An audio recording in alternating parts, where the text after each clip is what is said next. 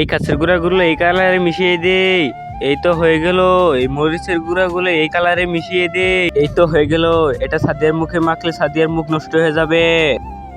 ইয়ে, একটাতে কাছের টুকরা, একটাতে মরিচের গুঁড়া। এখন বুঝবে হ্যাপি হোলি বাচ্চারা। ম্যামকে কালার লাগাবো, কিন্তু আমার তো কালার শেষ হয়ে গেছে।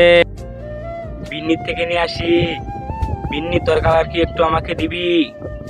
এই নি, পুরাটাই নিব।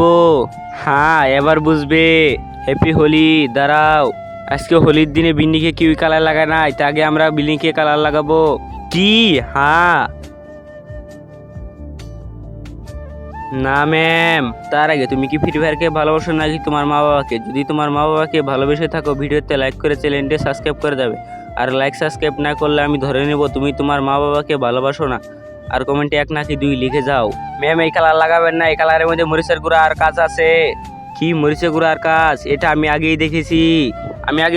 তুমি মরিচের গুঁড়া আর কাজ মিশিয়েছো। কি?